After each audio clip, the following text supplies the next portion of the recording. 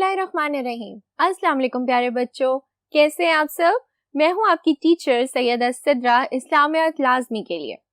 تو بچوں آج ہم اپنا نیا ٹاپک پڑھیں گے اور سمجھیں گے، اس کا عنوان ہے غزوہ احد، جس کو ہم پہلے پڑھیں گے اور اس کے بعد کریں گے ہم اس کی مشق۔ تو چلیے میرے ساتھ بورڈ کی طرف چلتے ہیں اور آج کے عنوان کی شروعات کرتے ہیں۔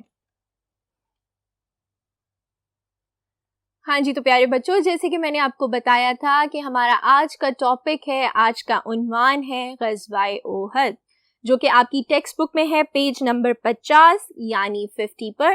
تو آپ جلدی سے اپنی ٹیکسٹ بک کھول لیں اور لیڈ پینسلز ہاتھ میں لے لیں۔ بسم اللہ کرتے ہیں جی۔ غزوہ احد، غزوہ بدر میں ہونے والی شکست سے کفار مکہ شدید غم و غصے کا شکار تھے۔ تو اسلام کی سب سے پہلی جنگ، سب سے پہلی غزوہ کون سی تھی؟ غزوہ بدر، اور اس کے بعد ہوئی غزوہ احد۔ تو جب غزوہ بدر میں کفار مکہ کو بہت برے سے شکست ہوئی تو وہ بہت زیادہ شدید یعنی بہت شدید غم غصے کے شکار تھے۔ اس جنگ میں ان کے بڑے بڑے سردار مارے گئے تھے۔ قریش مکہ کی سیاسی برتری اور فوجی طاقت صدیوں سے مسلم چلی آ رہی تھی، یعنی قریش مکہ کے جتنے لوگ تھے انہوں نے کبھی کوئی جنگ نہیں ہاری تھی، اور اچانک سے غزوہ بدر میں جب ان کو اتنے برے طریقے سے شکست ہوئی اور ان کے کئی سردار مارے گئے تو وہ شدید غم و غصے کے شکار تھے۔ جب بدر کے معرکے میں انہیں شکست ہوئی تو یہ خبر پورے عرب میں جنگل کی آگ کی طرح پھیل گئی، جس سے قریش مکہ کا وقار بہت کم ہو گیا۔ اس وقار کو بحال کرنے کے لیے انہوں نے وہ سارا مال جو ابو سفیان شام سے لایا تھا مسلمانوں کے خلاف جنگ کرنے کے لیے وقف کر دیا۔ اب ہوا یوں کہ غزوہ بدر میں جو سامان ابو سفیان لے کر آیا تھا وہ سارا تو اس غزوہ میں انہوں نے استعمال کر لیا تھا اور زور و شور سے اگلی جنگ کی تیاریاں کرنے لگے۔ ہجرت کے تیسرے سال یعنی غزوہ بدر کے اگلے سال ہی کفار مکہ نے 3000 کا بھاری لشکر ترتیب دیا، یعنی کفار مکہ نے غزوہ بدر کے ساتھ اگلے سال ہی جب وہ اگلی جنگ کی تیاری کر رہے تھے تو انہوں نے کتنا بھاری لشکر تھا؟ 3000 لشکر کے ساتھ 3000 اونٹ اور 200 گھوڑے تھے، یعنی اسی لشکر میں 3000 اونٹ تھے اور 200 گھوڑے تھے۔ ابو سفیان اس لشکر کا سپہ سالار تھا۔ حضور صلی اللہ علیہ وآلہ وسلم کے چچا حضرت عباس رضی اللہ تعالی عنہ اس وقت مکہ میں تھے۔ جو ہی کفار کا لشکر مدینے پر حملہ کرنے کے لیے روانہ ہوا، انہوں نے ایک تیز رفتار قاصد کے ذریعے رسول اللہ صلی اللہ علیہ وآلہ وسلم کو اطلاع بھیجی۔ اب مسلمانوں نے کیسے تیاری کی اور روانگی کی؟ رسول اللہ کو کفار مکہ کے لشکر کی خبر ہوئی تو آپ صلی اللہ علیہ وآلہ وسلم نے مہاجرین اور انصار سے مشورہ کیا۔ تو جب کفار مکہ اگلی جنگ کی تیاری کر رہے تھے تو آپ صلی اللہ علیہ وآلہ وسلم کے چچا حضرت عباس اس وقت مکہ میں تھے۔ انہوں نے فوراً سے یہ اطلاع حضور پاک صلی اللہ علیہ وآلہ وسلم کو پہنچائی، جس پر رسول اللہ صلی اللہ علیہ وآلہ وسلم نے مہاجرین اور انصار سے مشورہ کیا۔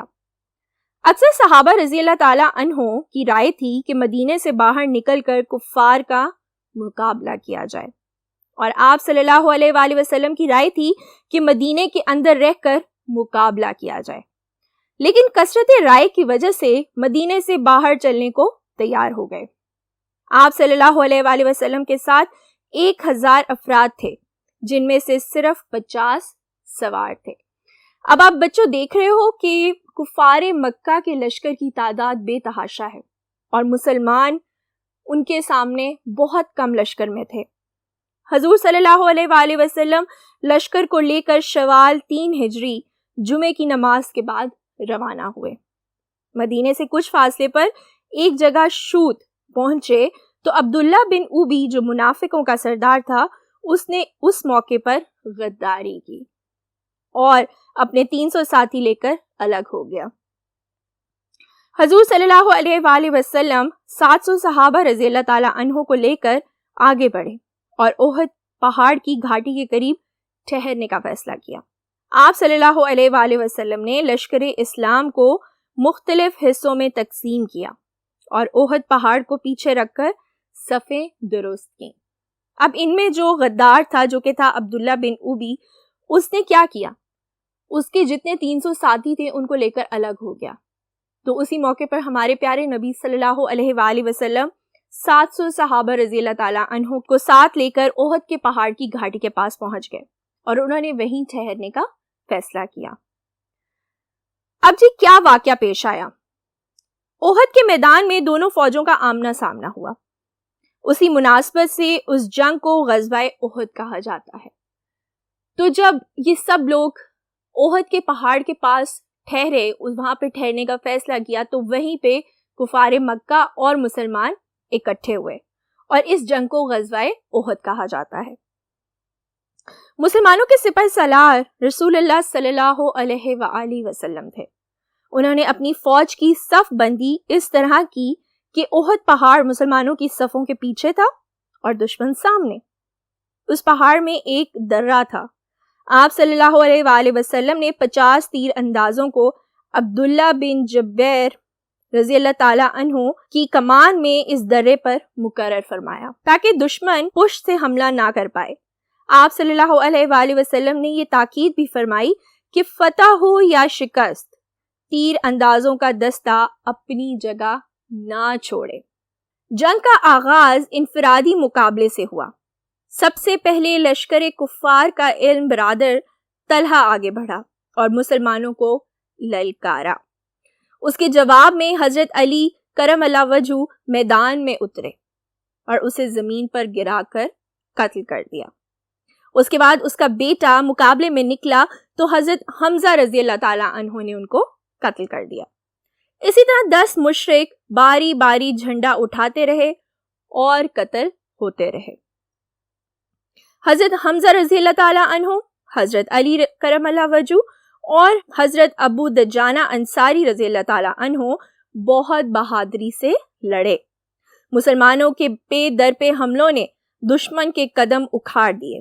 کچھ مسلمان دشمن کو بھاگتا دیکھ کر سمجھے کہ جنگ ختم ہو گئی ہے، چنانچہ وہ رسول اللہ صلی اللہ علیہ وآلہ وسلم کے حکم کے بغیر مال غنیمت اکٹھا کرنے لگے۔ درے پر متعین کچھ تیر انداز بھی اپنی جگہ چھوڑ کر آ گئے۔ آپ کو یاد ہے کہ ہمارے پیارے نبی صلی اللہ علیہ وآلہ وسلم نے تمام تیر اندازوں کو یہ حکم دیا تھا کہ کوئی بھی، چاہے کچھ بھی ہو جائے، کوئی بھی تیر انداز اپنی جگہ سے نہیں ہلے گا۔ لیکن صرف مال غنیمت لوٹنے کے لیے تیر اندازوں نے بھی اپنی جگہ چھوڑنی شروع کر دی۔ صرف 10 تیر انداز اپنی جگہ ڈٹے رہے۔ کافروں نے اس صورتحال سے فائدہ اٹھایا اور ان کے ایک دستے نے درے کی طرف سے مسلمانوں پر حملہ کر دیا۔ کافروں کے اس دستے کی قیادت خالد بن ولید کر رہے تھے، جو ابھی مسلمان نہیں ہوئے تھے۔ اس دوران میں کفار کی بھاگتی ہوئی فوج بھی پلٹ کر حملہ آور ہوئی اور یوں مسلمانوں کی فتح شکست میں بدل گئی۔ رسول اللہ صلی اللہ علیہ وآلہ وسلم کی شہادت کی افواہ۔ صحابی رسول صلی اللہ علیہ وآلہ وسلم حضرت مصعب رضی اللہ تعالیٰ عنہ بن عمیر کی شکل حضور صلی اللہ علیہ وآلہ وسلم سے ملتی جلتی تھی۔ ان کے شہید ہونے سے مسلمانوں میں نبی اکرم صلی اللہ علیہ وآلہ وسلم کی شہادت کی افواہ پھیل گئی۔ اس سے مسلمانوں کے ہوش اڑ گئے اور وہ منتشر ہو گئے۔ ایک صحابی رضی اللہ تعالیٰ عنہ نے جب آپ صلی اللہ علیہ وآلہ وسلم کو دیکھا تو پکار اٹھے، لوگو، اللہ کے رسول صلی اللہ علیہ وآلہ وسلم تو یہاں ہیں۔ یہ سن کر قریش نے سارا زور اس طرف لگا دیا۔ ایک قریشی سردار نے آپ صلی اللہ علیہ وآلہ وسلم کو زخمی کر دیا اور آپ صلی اللہ علیہ وآلہ وسلم کے 2 دانتے مبارک شہید کر دیے۔ لیکن جلد ہی چند جانثار صحابہ کرام رضی اللہ تعالیٰ عنہ، جن میں حضرت علی کرم اللہ وجہ، حضرت ابوبکر صدیق رضی اللہ تعالیٰ عنہ، حضرت سعد بن ابی وقاص رضی اللہ تعالیٰ عنہ، حضرت طلحہ رضی اللہ تعالیٰ عنہ اور حضرت ابو دجانہ رضی اللہ تعالیٰ عنہ شامل ہیں، جنہوں نے آپ صلی اللہ علیہ وآلہ وسلم کو گھیرے میں لے لیا۔ جو تیر آپ صلی اللہ علیہ وآلہ وسلم کی طرف آتا اسے اپنے جسم پر روکتے۔ حضرت طلحہ رضی اللہ تعالیٰ عنہ بن عبید اللہ تو رسول اللہ صلی اللہ علیہ وآلہ وسلم کے سامنے ڈھال بن گئے۔ انہیں اس روز 40 کے قریب زخم آئے۔ آپ صلی اللہ علیہ وآلہ وسلم زخمی ہونے کے باوجود صحابہ کرام رضی اللہ تعالیٰ عنہ کو اکٹھا کرتے رہے۔ عین اسی وقت اللہ تعالیٰ نے اپنی رحمت نازل کی۔ ابو سفیان اور خالد بن ولید نے پھر سے حملہ کرنے کی کوشش کی تو مسلمانوں نے ان کا حملہ پسپا کر دیا۔ اس غزوہ میں مسلمان خواتین نے بھی بڑی بہادری دکھائی۔ حضرت عائشہ رضی اللہ تعالیٰ عنہ اور ام سلیم رضی اللہ تعالیٰ عنہ پانی بھر کر لاتی تھیں اور زخمیوں کو پلاتی تھیں۔ ابو سفیان پسپا ہونے کے بعد مکہ کی طرف فتح کا اعلان کرتے ہوئے روانہ ہو گیا۔ مسلمانوں کی جانب سے 70 افراد شہید ہو چکے تھے۔ ان شہیدوں میں حضور صلی اللہ علیہ وآلہ وسلم کے پیارے چچا حضرت حمزہ رضی اللہ تعالیٰ عنہ بھی شامل تھے، جبکہ کفار کے 50 افراد مارے گئے تھے۔ اس کے باوجود نبی اکرم صلی اللہ علیہ وآلہ وسلم نے ابو سفیان کا پیچھا کرنے کا ارادہ کیا تاکہ وہ یہ نہ سمجھ لے کہ اس نے مسلمانوں کو شکست دے دی ہے۔ اب اس جنگ کے کیا اثرات ہوئے اور کیا نتائج نکلے؟ غزوہ بدر میں مسلمانوں کو فتح حاصل ہوئی تھی اور کفار مکہ میدان چھوڑ کر بھاگ گئے تھے، لیکن چند مسلمانوں کی غلطی کی وجہ سے 70 صحابہ شہید ہوئے تھے۔ اس جنگ سے مسلمانوں کو یہ سبق حاصل ہوا کہ کامیابی اور اللہ تعالیٰ کی مدد کا انحصار امیر کی اطاعت پر ہے۔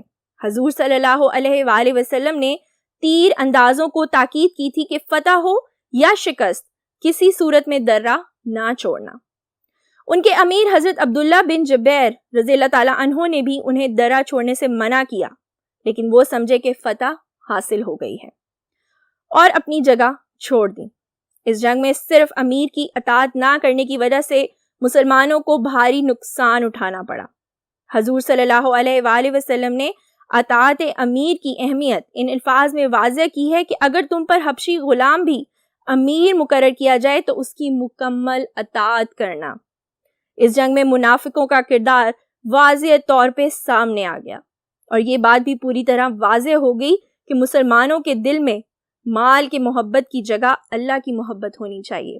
اگر مسلمان مال سمیٹنے کی بجائے اپنی ذمہ داری پوری کرتے تو فتح بھی حاصل ہوتی اور مال بھی زیادہ مل جاتا۔ تو بچوں، غزوہ احد میں جب پیارے نبی صلی اللہ علیہ وآلہ وسلم نے دستے کو کہا اور لوگوں کو کہا تھا کہ چاہے کچھ ہو جائے اپنی جگہ مت چھوڑنا، لیکن کیا ہوا کہ انہوں نے اپنے امیر کی بات کا پاس نہیں رکھا، جس کی وجہ سے ان کو شکست ملی۔ اگر وہ اپنے امیر کا کہنا مانتے، آپ صلی اللہ علیہ وآلہ وسلم کے حکم کے مطابق اپنی جگہ پر ڈٹے رہتے تو ان کو شکست بھی ہوتی اور مال بھی نصیب ہوتا۔ بچوں، اس چیپٹر کو دوبارہ پڑھیے گا۔ اب ہم بڑھیں گے آگے اور اس کی مشق سالو کریں گے۔ ہاں جی، تو بچوں، جیسے کہ میں نے آپ کو بتایا کہ اب ہم کریں گے اس کی مشق، جس کے ہم کریں گے 3 سوالات۔ سوال نمبر 1 ہوگا ہمارا جی خالی جگہ کو پر کرنا، سوال نمبر 2 ہوگا درست جواب پر دائرہ لگانا، اور سوال نمبر 3 ہوگا درست اور غلط فقرات کی نشاندہی کرنا۔ تو پہلے ہم دیکھتے ہیں اپنا سوال نمبر 1، جو کہ ہے خالی جگہ پر کیجئے۔ پہلا فقرہ ہے جی کہ غزوہ احد میں کفار مکہ کی تعداد ڈیش تھی۔ تو غزوہ احد میں کفار مکہ کی تعداد کتنی تھی؟ ان کی تعداد تھی 3000۔ کتنی تعداد تھی بچوں؟ 3000۔ پھر ہے جی نمبر 2، منافقوں کے سردار نے ڈیش کے مقام پر لشکر اسلام سے غداری کی۔ تو وہ کون سا مقام تھا جہاں پہ منافقوں کے سردار نے اسلام کے لشکر سے غداری کی تھی؟ وہ تھا شوت۔ کون سا مقام تھا؟ شوت کا مقام تھا۔ اب ہے جی نمبر 3 کہ نبی اکرم صلی اللہ علیہ وآلہ وسلم نے ڈیش صحابہ رضی اللہ تعالیٰ عنہ کے ساتھ احد پہاڑ کی گھاٹی کے قریب ٹھہرنے کا فیصلہ کیا تھا. تو نبی اکرم صلی اللہ علیہ وآلہ وسلم نے 700 صحابہ رضی اللہ تعالی عنہ کے ساتھ احد پہاڑ کی گھاٹی کے قریب ٹھہرنے کا فیصلہ کیا تھا. پھر ہے جی نمبر 4 کہ غزوہ احد میں حضرت محمد صلی اللہ علیہ وآلہ وسلم کے چچا ڈیش شہید ہوئے تھے. تو آپ کے چچا کون سے چچا جو شہید ہوئے تھے؟ وہ تھے حضرت حمزہ رضی اللہ تعالی عنہ. تو یہاں پہ آئے گا حضرت حمزہ رضی اللہ تعالی عنہ. پھر نمبر 5 کہ غزوہ احد میں حضرت حمزہ رضی اللہ تعالی عنہ، حضرت علی کرم اللہ وجہ اور ڈیش بہت بہادری سے لڑے. تو غزوہ احد میں حضرت حمزہ رضی اللہ تعالی عنہ، حضرت علی کرم اللہ وجہ اور حضرت ابو دجانہ انصاری رضی اللہ تعالی عنہ بہت بہادری سے لڑے. پھر ہے جی نمبر 6 کہ غزوہ احد میں مسلم خواتین میں حضرت عائشہ رضی اللہ تعالی عنہ اور ڈیش نے زخمیوں کو پانی پلایا.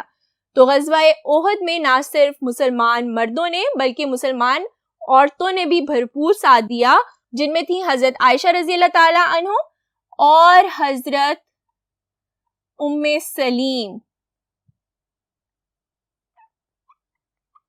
حضرت ام سلیم رضی اللہ تعالی عنہ نے زخمیوں کو پانی پلایا. آئی ہوپ کہ تمام بچوں نے درست جواب فل کر لیے ہوں گے فل ان دا بلینکس میں. پھر ہے جی سوال نمبر 2 جو کہ ہے درست جواب پر دائرہ لگائیے. پہلے تو ہم فقرہ پڑھیں گے، پھر ہم دیکھیں گے ان کی آپشنز اور جو درست جواب ہوگا اس کے گرد ہم لگائیں گے دائرہ. نمبر 1 فقرہ ہے جی کہ غزوہ احد میں کفار کا سپہ سالار تھا. کون تھا؟ ابو جندل، ابو سفیان یا کہ ابو لہب؟ تو ان کا سردار تھا ابو سفیان.